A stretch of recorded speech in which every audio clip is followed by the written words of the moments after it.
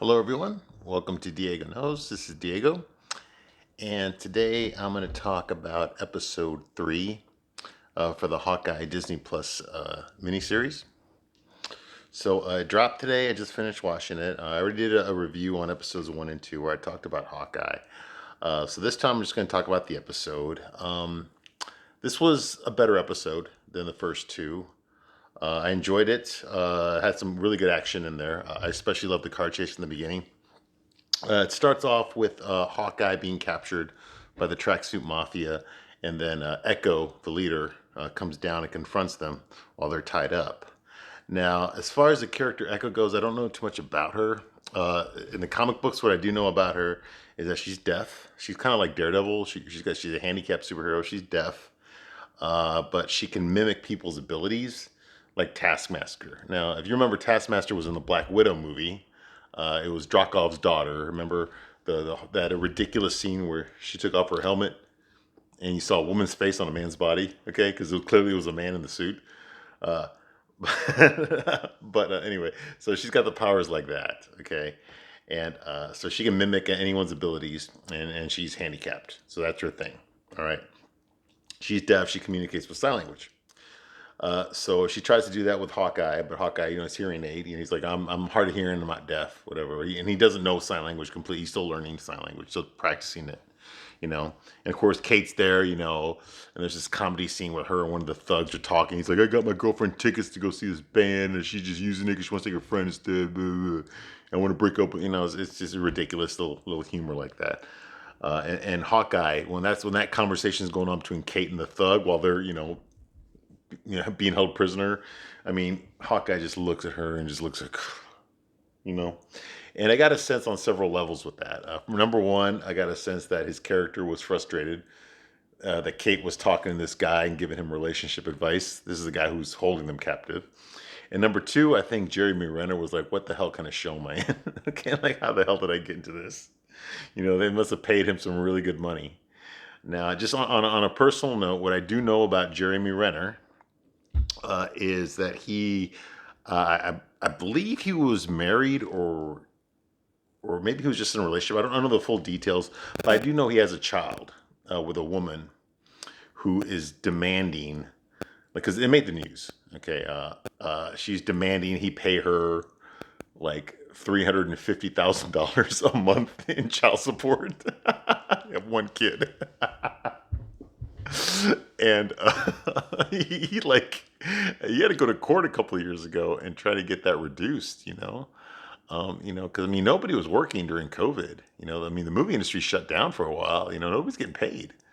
Nothing's being made. Everything was put on hiatus. So I know he had to go to court and try to reduce that. But come on, man. What the hell are you gonna spend $350,000 a month on? This is ridiculous.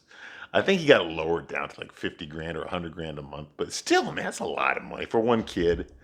This woman was clearly using him from the beginning. I don't know if they were married. I don't think they were married. I think it's just child support.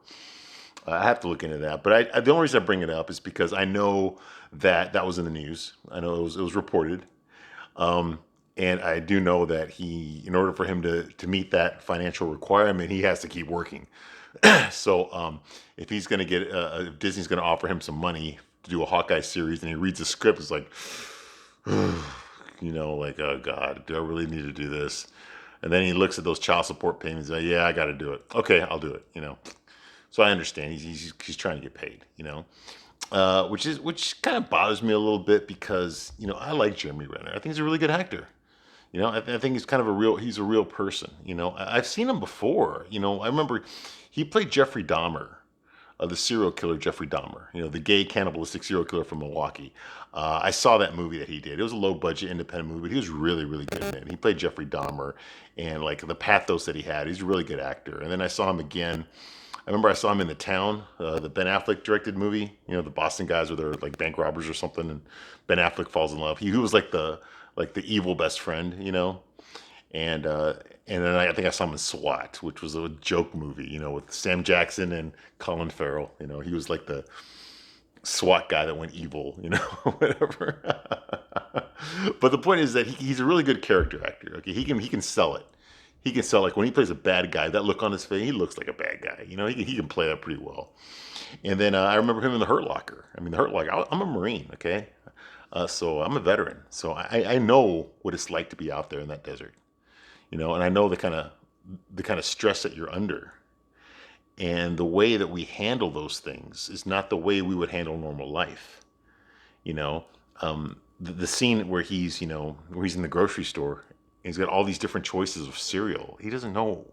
He's totally out of his element. He doesn't know what to do. He doesn't know what to pick. This is confusing for him. This is unreal for him. You put him back in Iraq or in Afghanistan and you give him a bomb to disarm. He knows what to do. He's not confused at all.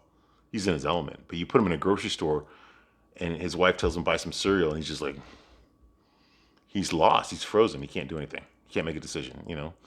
I understand that. I totally understand it. There's a mindset you got to get into when you're out there in combat, and you cannot bring that mindset to the civilian world because the people here won't understand it. They can't understand it. And it doesn't serve you here. So in a sense, you have to be two people to live that kind of life. And I think that Jeremy Renner portrayed that very, very well. I know that movie was up for several Academy Awards. I don't remember if it won or not, but The Hurt Locker definitely recommend it. That's some of Jeremy Renner's best acting I've ever seen. Very, very talented actor. So he's there, and he's as Hawkeye, and he finally gets his chance to get free, and he fights Echo. It's going back and forth, and he's kind of surprised at how good of a fighter she is. And then he finally gets a hold of his bow and arrow, and he starts, that's when Hawkeye comes out. He's just.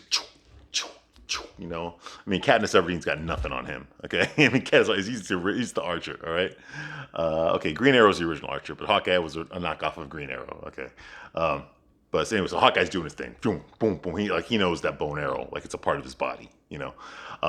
He frees Kate. Kate has her own little battle, and they escape. The car chase is unbelievable. I mean, it was pretty damn good. And what I really liked about it was the camera's inside the car with them. Okay, so you see what they're looking at through the windshield, and then it turns around and you see what they're trying to shoot at. The guys that are chasing them. It's 360. Okay, so it's some excellent camera work there, and and she's sticking her body out of the window, very Dukes of Hazzard style, and just while Hawkeye's driving the car and he can't hear anything, so he can't hear what she's saying. He's just speaking up real loud. And the music that they play is Tchaikovsky's Nutcracker, because it's a Christmas show, which I thought was pretty cool. I haven't heard that song in an action flick in a while, or ever, and so I thought that was kind of cool. And then later on in the episode, they play some more from Tchaikovsky's the Nutcracker. They didn't play my favorite part though. The part from my favorite part of the Nutcracker, okay, is Tchaikovsky where he does that thing. Okay,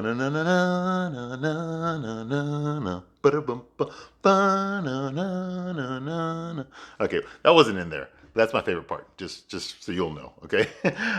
So anyway, so they're having the chase in there, and they make it to the bridge. And then he pulls out they're stuck and they're in a traffic jam, and they've already blown up several cars. Okay, I mean, she's trying all these different arrows. She doesn't know what they're going to do. One of them shoots the goop. Another one shoots ropes. Another one's just a suction cup arrow. It doesn't do anything. And then another one blows up the truck. It's a bomb arrow. So he's got the trick arrows, which is awesome. And they get to a traffic jam, so they're stuck there. And then the bad guys are still coming. So he shoots. They got two arrows, and they're both doing the pose. They're both got the bow and arrow thing. And he tells her shoot this arrow straight up, and she does. And then he's got a Hank Pym, an Ant-Man arrow, with the Pym particles, the size-changing stuff that Ant-Man uses. And he shoots it. Of course, he hits the arrow up in the air. It turns into a giant arrow, which crash lands down on top of the car. Boom! That was pretty cool. That was pretty exciting. I'm glad they finally got some serious act, not just twisting fight scenes. I mean, some serious action. That was some serious action. I love that stuff. So that was pretty cool. And then of course they jump off the bridge with their slow-mo double shot, where they're shooting it at the camera. They do that over and over again.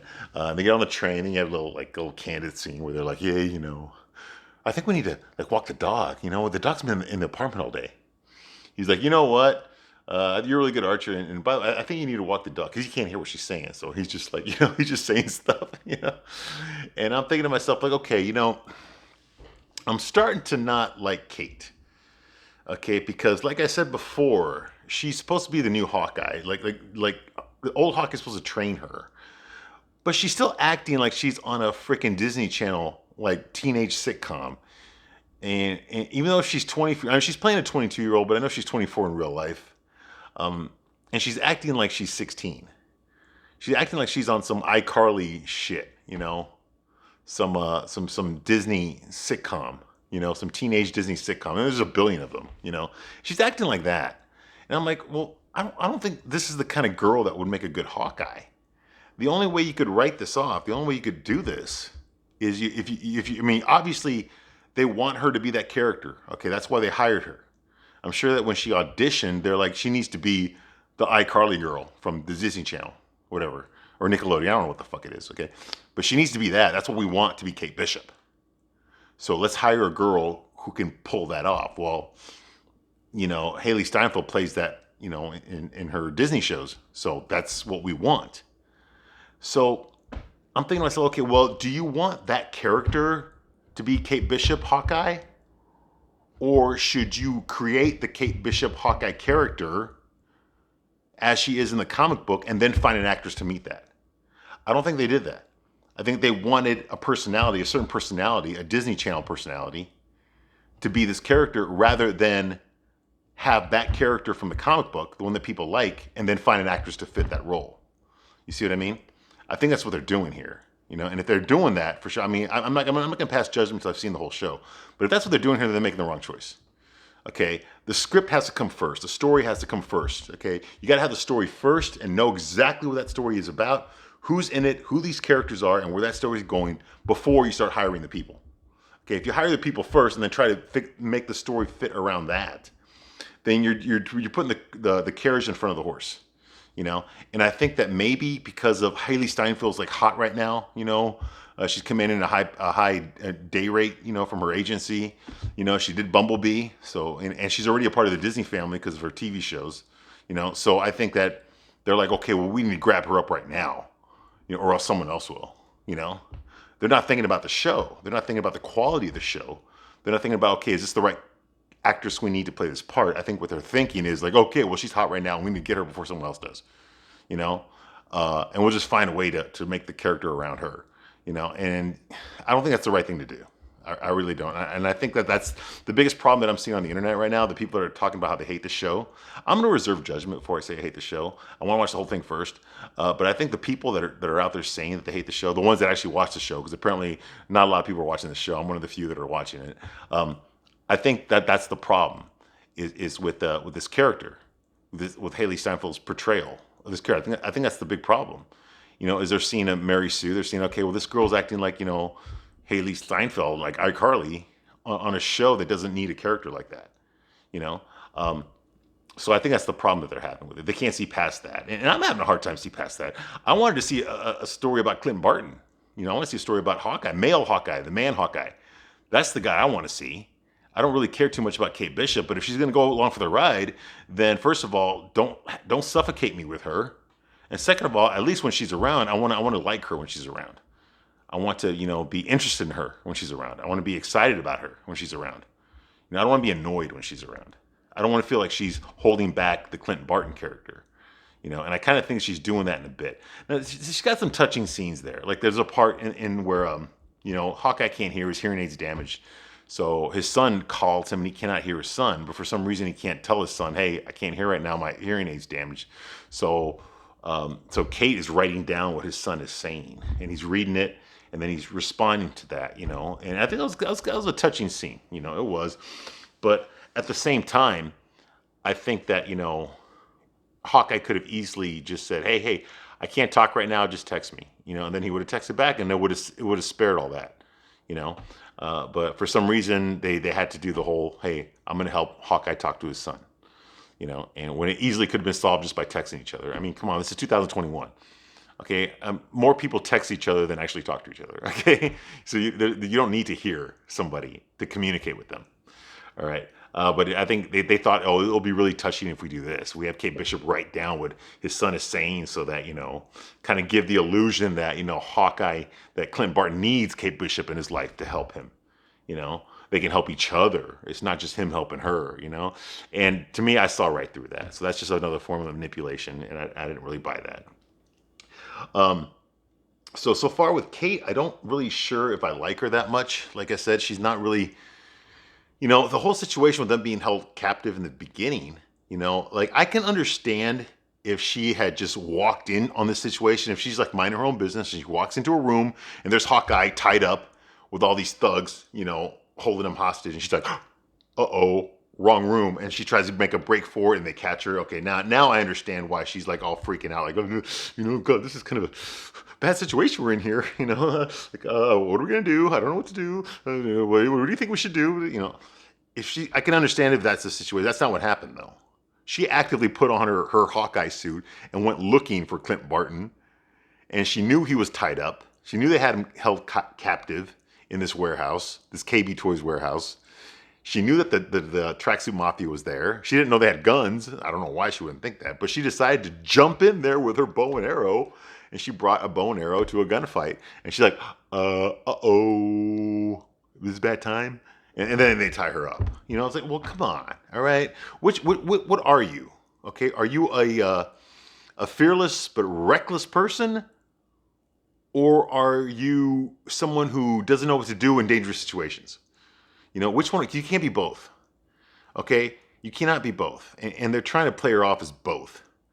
Like, she threw herself, she's all headstrong and tough, and I can do it, blah, blah. But when she gets there, she's all like, oh, God, I don't know what to do. I didn't know this was going to happen. Oh, my God. What are we going to do? I'm kind of scared here. I'm not used to this. Which one are you? Pick a personality and go with that. Okay? You can't be both.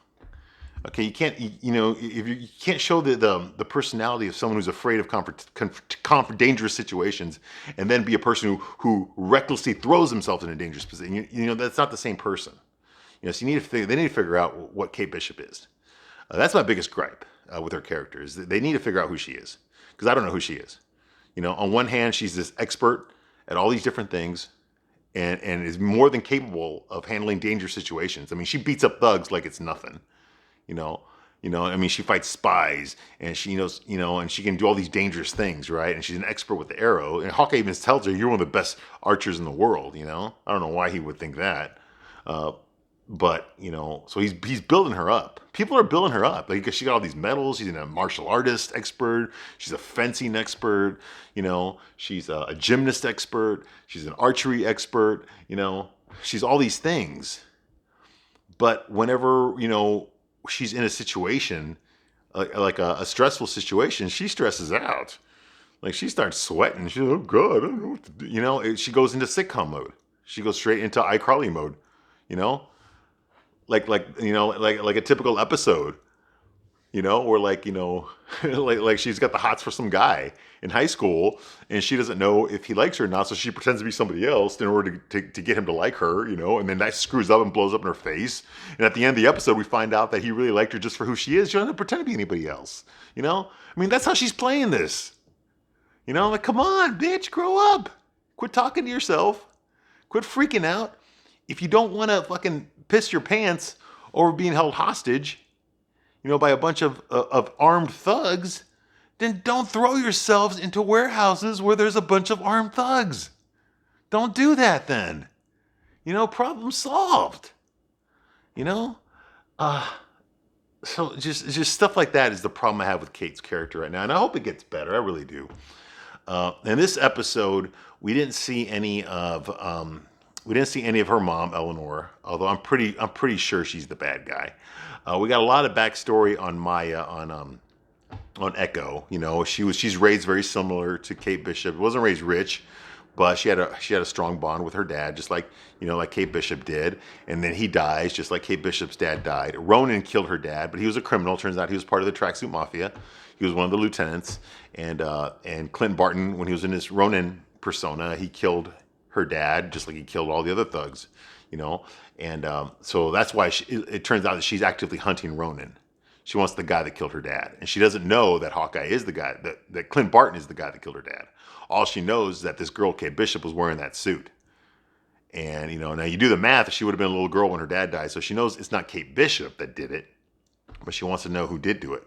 And she thinks that Kate Bishop might know who did it. And that's why she wants that information. And Hawkeye is just like, hey, Ronan's dead. Black Widow killed her. And she sees right through that. Well, Black Widow's dead. So I can't corroborate that, you know. How do I know you're not just making that up? How do I know Ronan's not out there, you know? And of course he doesn't want Kate or Echo to know that he is Ronan.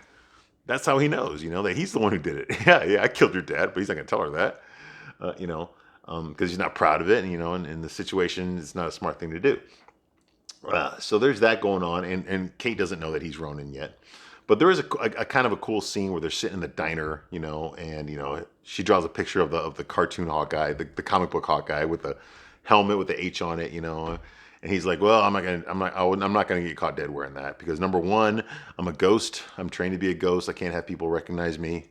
Number two, if I wear that, my wife's gonna divorce me, and number three, I'm not a role model. I never have been." And I see that, we haven't seen.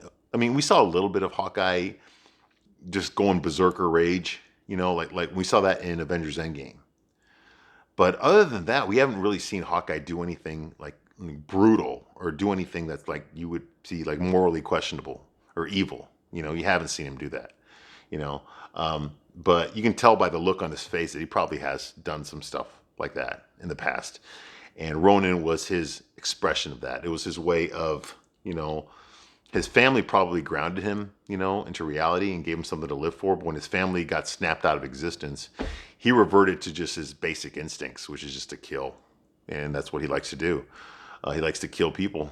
I think he only kills bad people, but he might have killed some innocent people too. I think that's what he's in the back of his mind. Echo's dad was not an innocent guy, even though he was a nice guy to her. From her memories of him, he was a nice guy, but he was still a thug. He was still a criminal. So there's that, and that scene was kind of cool. Once again, Kate's getting a little annoying. She's getting a little like, oh, you came here to help me, and I'm having a hard time seeing why Hawkeye's still in town. Like his whole goal was to get the Ronin suit. He got that, but now what the hell's keeping him in New York? Why doesn't he just go back to his family? And I think the reason he isn't, or the reason they're giving us in the show, is because he's got to protect Kate. Like the tracksuit mafia is after her. This girl Echo is after her. And he's got to protect her. He's got to keep her safe. And she owns a security company. Okay, I think they've got people that can keep her safe. I don't think they need Hawkeye to do it. All right. Yeah, I know Eleanor is probably the big bad. She's probably the criminal mastermind behind everything that's going on. But I don't think Eleanor would kill her daughter. If she wanted to, she could have done it a long time ago. She could have done it during the Shatari invasion, in 2012. She could have done it back then. I think she killed her husband. I don't think she killed, she wouldn't kill her daughter, or she would have done it by now. I think she genuinely loves her daughter, and I don't think she would do that. She probably got some sinister motivations, definitely, but I don't think she would kill her daughter. And there's no way that Clint Barton would think that, hey, I got to protect her because I think her mom's trying to kill her. And he doesn't know that. He doesn't know Eleanor. He doesn't know anything about her. So he wouldn't know that. He wouldn't jump to that conclusion, And in the Marvel Universe, he doesn't know the Swordsman either. That's a character that he doesn't know in this universe. In the comic books, they know each other very well, but not in this TV show. So they go over to Kate's mother's penthouse, the one in Manhattan, the skyscraper in Manhattan that they own, and they start going through some stuff, very CSI, and then Hawkeye gets held captive. A sword goes to his neck, and it's Jacques Duchesne, it's the swordsman holding a sword. He's holding the Ronin sword up to Clint's neck. And that's where the episode ends. Okay, so we'll have the cliffhanger until next week. Well, the good news is the show's gotten a little bit better. Like I said, it has some really good action. Best action I've seen so far on the show. That car chase was pretty spectacular. I mean, it was movie quality spectacular, So I like that a lot. But once again, Kate has not won me over yet. I'm hoping she does. I'm kind of rooting for her. I know it doesn't sound like I am, but I am kind of rooting for her because I like the idea. I like the idea of the hero passing the mantle. I love that idea. Like, if you're going to pass the mantle, you got to do it right. And this show, the way they marketed this show is that's what they're going to do. They're going to pass the mantle to Kate Bishop, and I hope they do. But Kate Bishop's got to earn it. Can't just give it to her. She can't just be born to be Hawkeye. She's got to earn it. Remember, Hawkeye doesn't have powers. Kate Bishop doesn't have powers. Okay, so if she's going to earn the right to be Hawkeye, then she's going to have to, face adversity to get there. She's going to have to face a lot of resistance to get there, you know? And she's facing a little bit, but she's not smart enough to realize that she's purposely putting herself in these situations that she does not know how to handle. If she knew how to handle it, she wouldn't be fucking flipping out.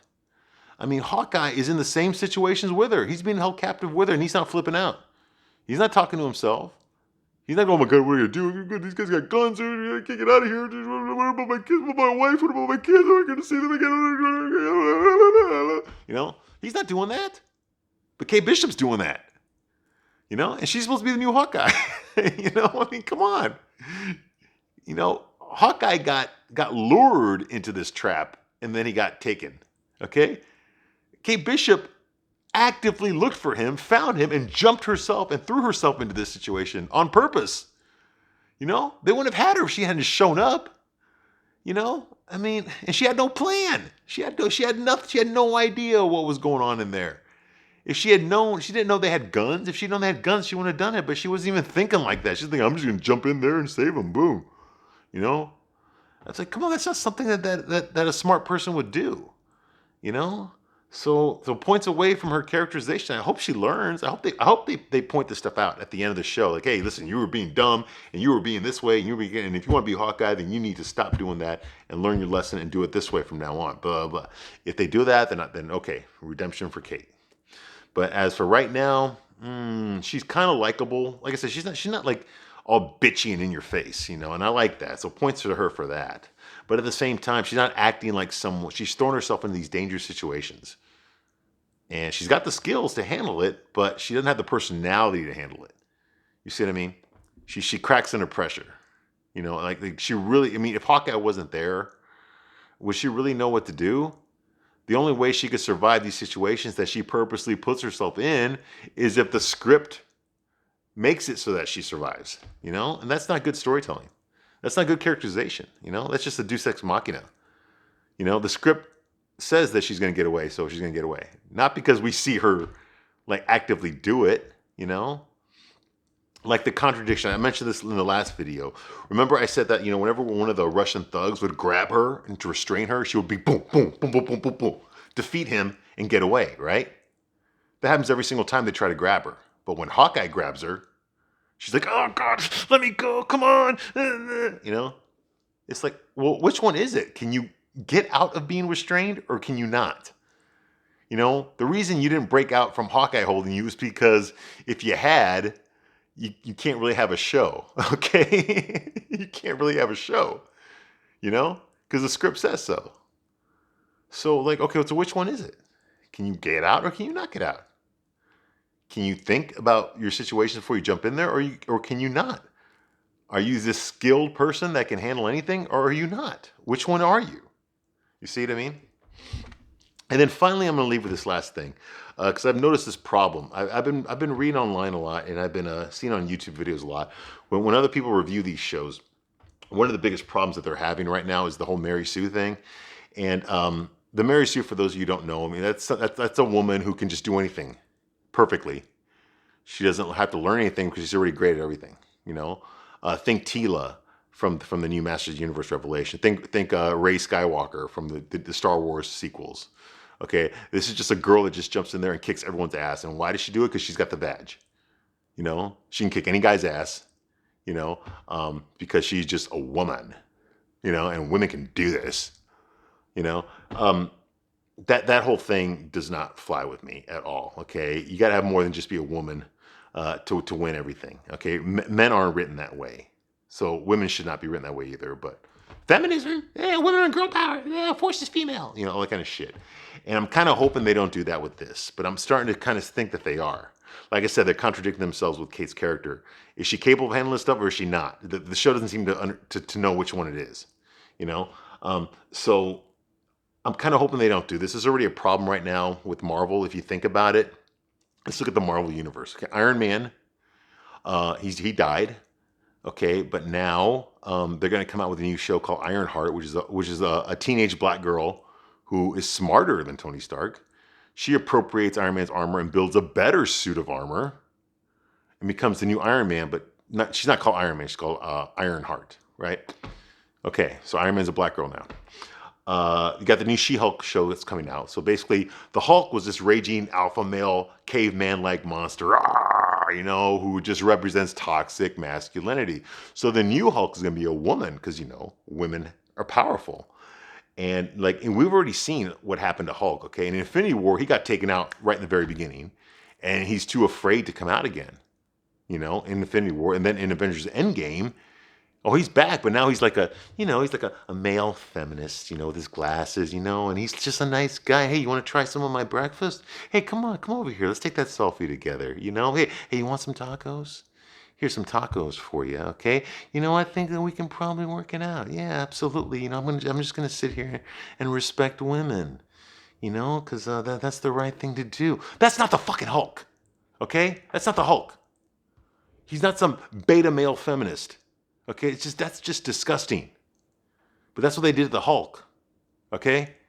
They neutered him to make room for a She-Hulk, and she's going to be the alpha male. I can already tell you that's what's going to happen in the She-Hulk show. So Hulk's been replaced. Thor. Okay, the new Thor movie is going to be Jane Foster. That's Natalie Portman. Yeah. What is she, like 5'5", maybe 85 pounds? Yeah, she's the new Thor. Okay, Taika Waititi already said that. That in Comic-Con where she's holding up the hammer, she's the new Thor. That cat's out of the bag. Okay, who the fuck wants to see that? But what about male Thor? I'm sure he's gonna be, fat Thor, fat, drunk Thor, depressed Thor, suicidal Thor, wants to avoid his problems Thor. Yeah, that's gonna be the male Thor, and then Natalie Portman's gonna be the super Thor. And of course, once she becomes Thor, she's going to prove that she's better than the male Thor ever was. Because, that's the narrative. Okay, so there's going to be that. Who else we got? And they're making another Ant-Man movie, Ant-Man and the Wasp. And of course, you might as well just call it The Wasp with guest starring Ant-Man. Because, Evangeline Lilly's going to steal the show. They're going to write it for her. She's going to be the bomb. And Paul Rudd's going to be, the dopey guy trying to make things happen. Okay. What else they got going on here? That's all I can think of right now. But the point that I'm trying to make here is that all the male characters, Captain America's gone. He got replaced with Sam Wilson. Not Bucky, Sam Wilson. Okay. Falcon, a separate superhero. They combined Falcon and Captain. He's a new Captain America. Why? Because you need to do better. And he's talking to white people when he said, you need to do better. Okay, how do we do better? I don't know. You just need to do better. Okay, no solutions, but you told me what to do. Do better. You didn't tell me how to do better. You didn't tell me what's going to make things better. What your idea is to get things better. You just told me do better. Oh, and don't call them terrorists anymore. I know they kill a lot of innocent people, but don't call them terrorists anymore. Yeah. Okay. You see what I mean? And that's kind of what's happening right now with these superhero characters. And I think that's turning the viewers off. Honestly, look at Loki.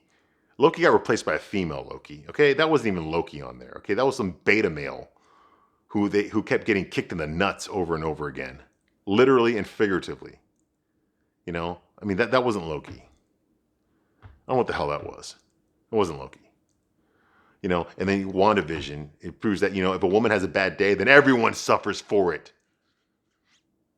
And if she happens to get talked out of it, then she just goes on her way like nothing happened. Oh, no consequences for her. No jail time. No, she had to pay for what she did. No, she's a woman. She's having a bad day. She has that right. Same thing with Masters of the Universe Revelation, Evelyn.